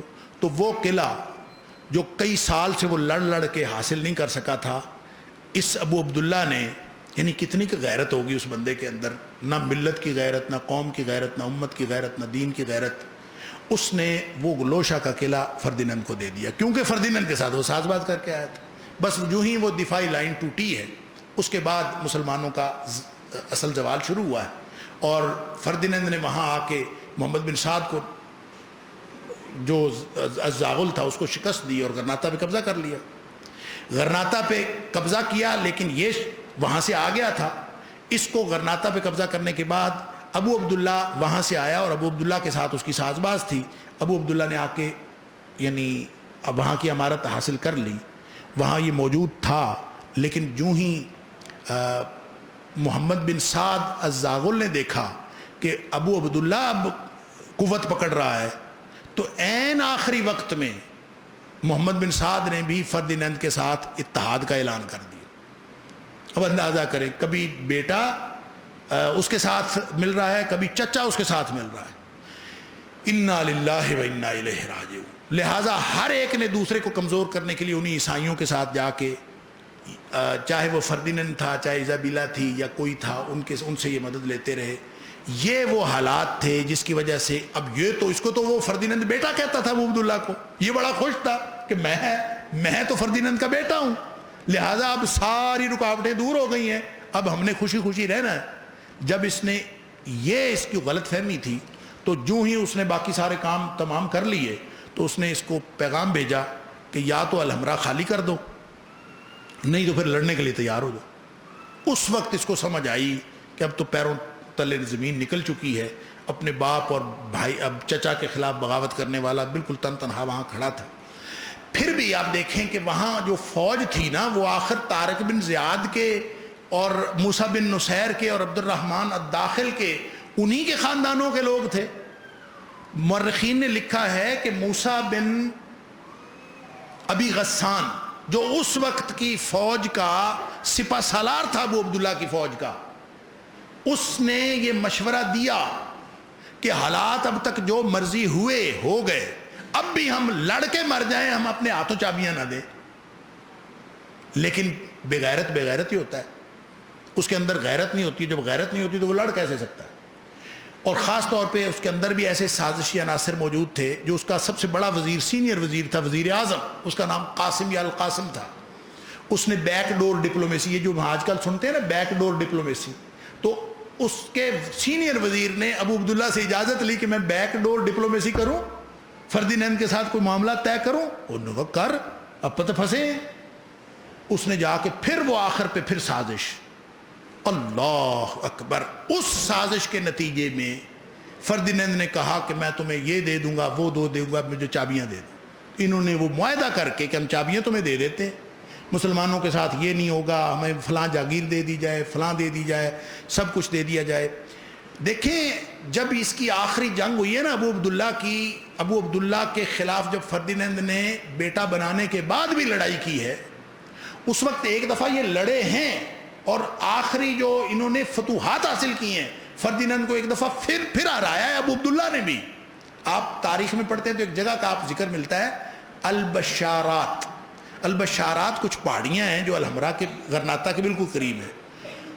انہوں نے نہ صرف یہ کہ اپنے غرناطہ کا دفاع کر لیا تھا، بلکہ انہوں نے فردینند کو ایک دفعہ شکست دے دی تھی اور بشارات پہ بھی قبضہ کر لیا تھا. عین اس وقت پھر محمد بن سعد اس کے ساتھ ملا، چچا، اور اس نے اپنا کردار ادا کیا، اور اس کے ساتھ اس نے جو لالچ وہ اس کو دیتا رہا ابو عبداللہ کو کہ تجھے غرناطہ دے دوں گا، یہی لالچ اس نے اس کو دیا کہ تجھے غرناطہ دے دوں گا، میری مدد کر. اس نے اس کے ساتھ معاہدہ کیا، اور جب غرناطہ بھی مسلمانوں کے ہاتھوں سے نکل گیا تو اس نے کہا کہ اب غرناطہ مجھے دے دو محمد بن سعد کو. تو وہ کہتے ہیں کہ اس نے اس کو ڈانٹا اور اس کو کہا کہ بے غیرت لوگوں کو کوئی چیز نہیں ملا کرتی، اور اس نے اس کو ڈانٹا اور کہا کہ میری نظروں سے دور ہو جاؤ اور ہسپانیہ کی سرزمین پہ نظر نہ آؤ. اور پھر وہ کہتے ہیں کہ یہ بھاگا ہے وہاں سے. اس نے اس کو کہا تھا کہ تمہیں قتل کروا دوں گا، اور یہ وہاں سے نکلا ہے اور مراکش کی سرزمین پہ جا کے کہیں گمنامی کی زندگی مر گیا. تو بے غیرتوں کے ساتھ یہی انجام ہوتا ہے. یہ ہیں وہ حالات کہ جب جا کے ابو عبداللہ کو پھر چابیاں پیش کرنی پڑیں، اور چند مراعات کی خاطر موسیٰ بن ابی غسان اس کو کہتا رہا کہ ہم لڑ کے مر جائیں وہ بہتر ہے، لیکن اس نے چند ٹکوں کی خاطر یا چند مراعات کی، چلے کچھ جاگیر مل جائے گی، کوئی زندگی بچ جائے گی، وہی حب الدنیا و کراہیت الموت، اس نے یہ طے کر کے اس کے ساتھ، اور جناب اس کو فیصلہ ہوا کہ آج چابیاں جو ہیں اس کے سپرد کر دی جائیں گی. اور جس دن اس نے چابیاں اس کو دیں، یہ دن 2 جنوری 1492 ہجری تھا، جو 2 جنوری 1492 عیسوی تھا. یہ مکمل جو سکوت ہوا ہے اور مسلمانوں کی سلطنت ہمیشہ کے لیے ختم ہو گئی. پھر یہ وہاں سے چلا ہے اور کوئی تقریباً 50 کلومیٹر کا سفر کر کے، جو میں ابھی عرض کیا کہ وہاں رکا ہے، پھر پیچھے دیکھ کے رویا ہے. وہاں اس کی ماں نے وہ فکرہ کہا تھا، اور یہ دونوں اقوال تاریخ میں لکھے ہیں. اب اندازہ کریں مشہور کیا ہوا ہے، یہ والا مشہور ہے. ابو الحسن کا فکرہ کسی کو نہیں یاد. تو میں یہ سمجھتا ہوں کہ خاص طور پہ جو نوجوان بیٹھے ہیں یہ یاد کر لیں کہ ابو الحسن نے 1469 میں فردینند کو کہا تھا اپنے سے 10 گنا سے بھی بڑی ریاست کو، بلکہ یوں کہنا چاہیے کوئی 25 گنا بڑی ریاست کو کہا تھا. 25 گنا بڑی ریاست، 4000 مربع کلومیٹر اور 1.25 لاکھ مربع کلومیٹر. اور اس نے اس کو یہ کہا تھا کہ ہماری ٹیکسال نے وہ سکے بنانے ہی بند کر دیے جو تمہیں خراج میں کام آتے تھے، اب اس نے تلواریں بنانی شروع کر دی ہیں. تو ایمان کی بنیاد پھر اللہ تعالیٰ نے پھر فتح دی ان کو. لیکن آہستہ آہستہ ہمارا جو یہ زوال ہے، یہ بھی، اور جتنے بھی زوال ہماری تاریخ کے اندر ہوئے ہیں، جتنی شکست ہوئی ہے، مسلمانوں کو کبھی بھی طاقت کے ذریعے ہرایا نہیں گیا. مسلمان کبھی طاقت کے مقابلے میں نہیں ہارے. مسلمان ہمیشہ سازش سے ہارے ہیں، سازش سے، منافقت سے ہارے ہیں. کبھی بھی مسلمان کسی بھی جگہ، یہ میں صرف زوال ہسپانیہ کی بات نہیں کر رہا، آپ تاریخ کا مطالعہ کریں، ہر جگہ مسلمان اگر کبھی ہارے ہیں تو سازش اور منافقت سے ہارے ہیں، آپس میں ٹوٹنے کی وجہ سے ہارے ہیں، ایک دوسرے کے خلاف ہونے کی وجہ سے ہارے ہیں، آپس میں تنازعات کھڑے کر کے، آپس میں اختلاف کر کے، ایک دوسرے سے ٹوٹ کے گروہ گروہ بن کے ہارے ہیں. اس لیے تو اللہ تعالیٰ فرماتا ہے کہ ان الذین فرقوا دینہم وکانوا شیعا، جو ٹکڑے ٹکڑے ہو کے، الگ الگ ہو کے اپنا اپنا گروہ بنا لیتے ہیں، تو پھر اس کا نبی پاک صلی اللہ علیہ وسلم کی امت سے تو کوئی تعلق نہیں.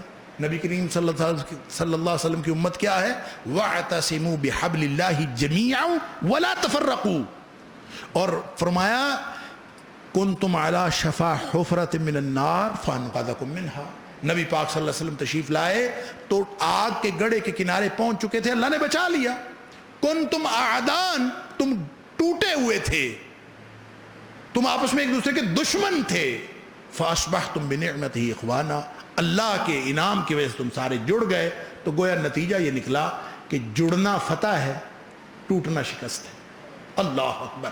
لہذا قرآن میں مختلف مقامات پر اللہ تعالیٰ نے مسلمانوں کو یہ ڈائریکٹ خطاب فرمایا ہے کہ ایسی حرکت نہ کرنا۔ وَأَطِيعُوا اللَّهَ وَأَطِيعُوا الرَّسُولَ وَلَا تَنَازَعُوا، دیکھیں اللہ اور اس کے رسول صلی اللہ علیہ وسلم کی اطاعت کرتے رہو، آپس میں کبھی جھگڑا نہ کرنا۔ کیوں؟ جھگڑا کرو گے فَتَفْشَلُوا، تو پھر تم کمزور پڑ جاؤ۔ جہاں جھگڑا ہوگا تم کمزور ہو جاؤ۔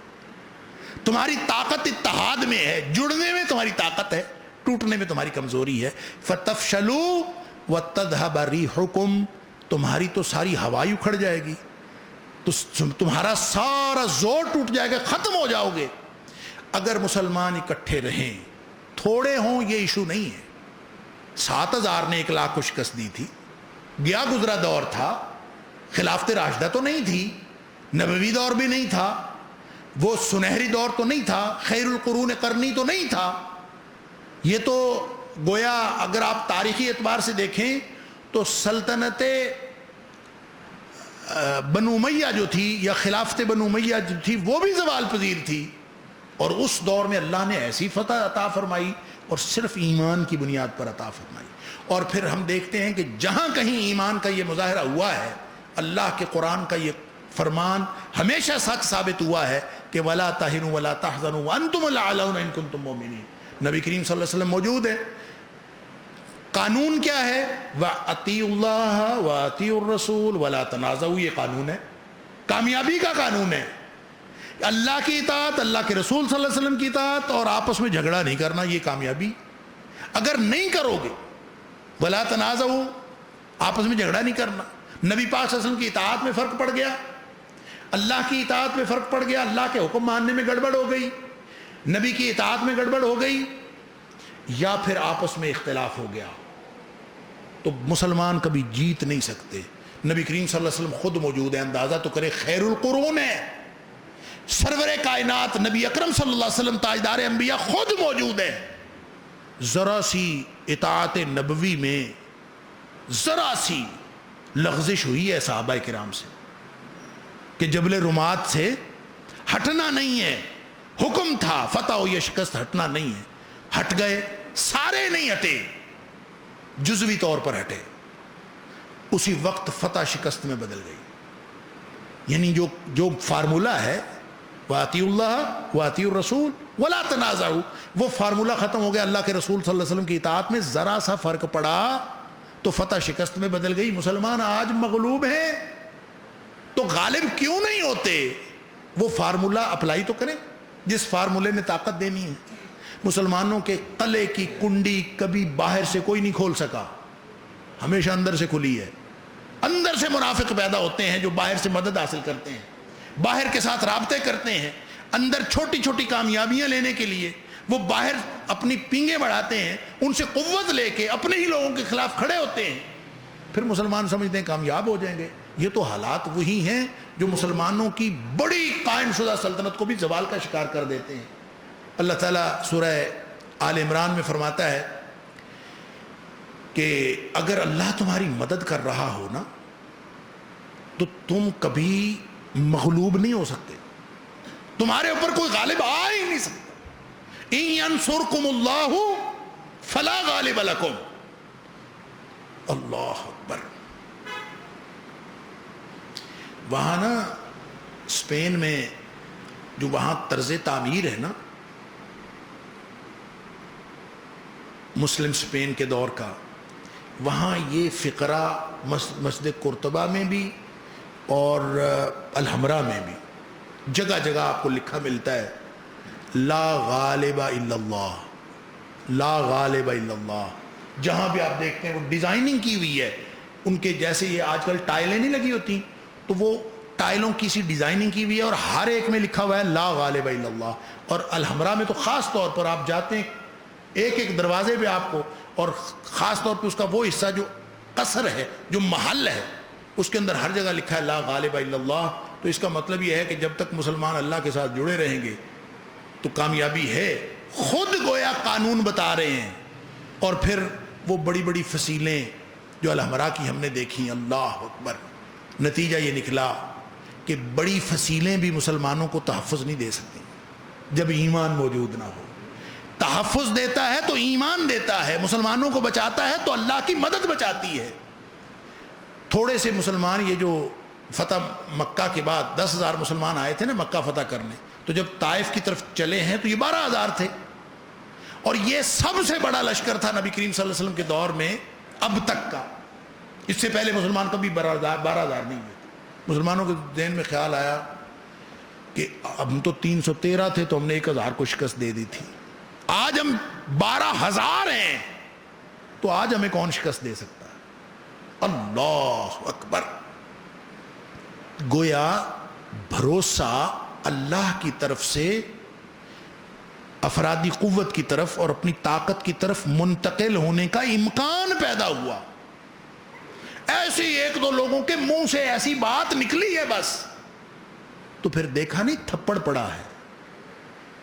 بنو حوازن اور غطفان کے لوگ جو آگے تیر انداز چھپے ہوئے تھے پہاڑوں میں، ایسی انہوں نے تیروں کی بچھاڑ کی ہے کہ یہ 12,000 کے قدم اکھڑ گئے۔ اللہ، اکیلے نبی پاک صلی اللہ علیہ وسلم کھڑے رہ گئے، سارے صحابہ اکرام دوڑ لگا گئے وہاں سے۔ یہ 12,000، وہ بھائی قوت سے نہیں جیتی جاتی، اللہ کی مدد سے جنگیں جیتی جاتی ہیں۔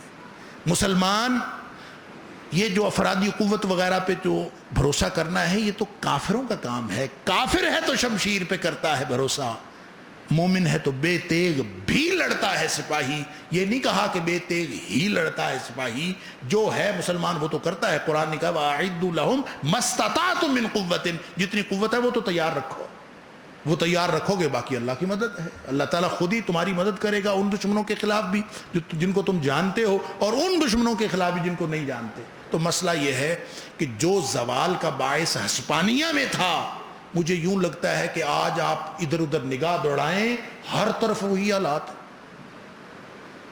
جو قوم، جو کافر قوم مسلمانوں میں، مسلمانوں کے اوپر آج کی دنیا میں سب سے زیادہ ظلم ڈھا رہے ہیں، مسلمان ملک ان کے ساتھ بڑے بڑے معاہدے کر رہے ہیں، بڑی بڑی ڈیلیں ہو رہی، اندازہ تو کرے اس سے بڑی حب الدنیا اور کراہیت الموت کی اور منظر کشی کیا ہوگی جو مسلمان خود پیش کر رہے ہیں۔ لہٰذا ہماری اندرونی خلفشار ہو یا ہمارا بیرونی طاقتوں کے ساتھ معاملہ ہو، جب کبھی مسلمانوں نے غیروں سے مدد لے کے اپنوں کے خلاف، یا غیروں کی مدد کی ہے اپنوں کے خلاف، یا غیروں سے مدد لے کے اپنوں کے خلاف اٹھے ہیں اور ایسی گروہ بندی کی ہے، تو مسلمان کبھی غالب نہیں آ سکتے۔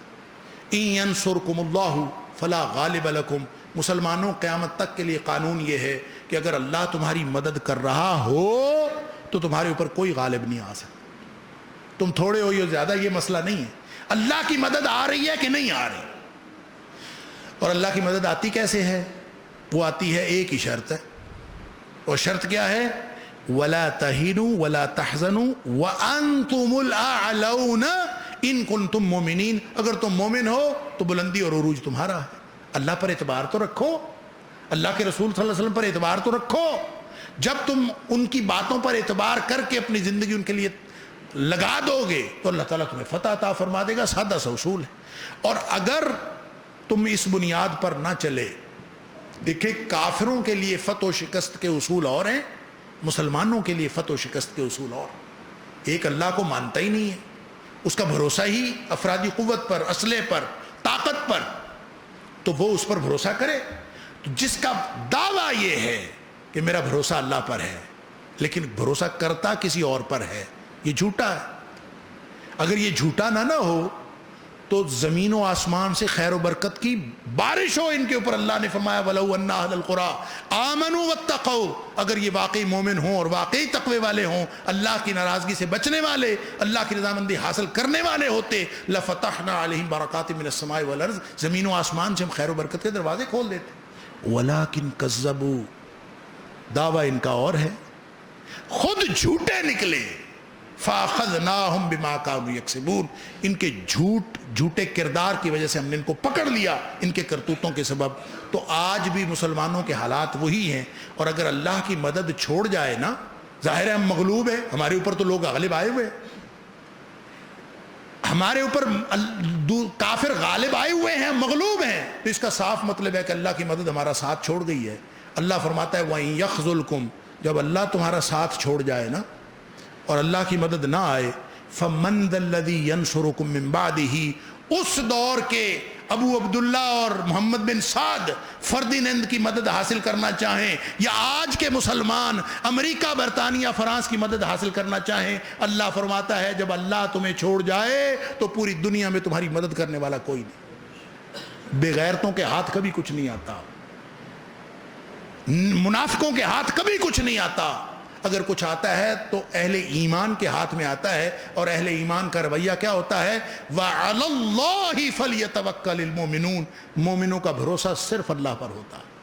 تو آج بھی اگر یہ حالات پیدا ہو جائیں، آج بھی ہو جو براہیم کا ایمان پیدا، آگ کر سکتی ہے انداز گلستان پیدا، اللہ تعالیٰ مجھے اور آپ کو، ہم سب کو وہ ایمان عطا فرما دے، ہم ایک امت بن جائیں، جڑ جائیں، نبی کریم صلی اللہ علیہ وسلم کی امت کو جوڑنے والے بن جائیں، توڑنے والے نہ بنیں۔ اگر یہ بن جائیں گے تو انشاءاللہ اللہ کا وعدہ ہے کہ کامیابیاں ملیں گی، اور اگر ہم یہ جوڑنے والے نہ بنیں، ٹوٹنے والے اور توڑنے والے بنیں، تو پھر اللہ تعالیٰ نے صاف فرما دیا ہے کہ اے حبیب صلی اللہ علیہ وسلم وہ آپ کے امتی ہیں ہی نہیں، لست منہم فی شیء، ان کے ساتھ آپ کا کوئی تعلق نہیں ہے، جو دین میں گروہ گروہ فرقے فرقے بن کے اپنی اپنی ہر ایک نے راجدھانی بنائی ہوئی، اپنے اپنے مفادات کے لیے زندہ ہیں۔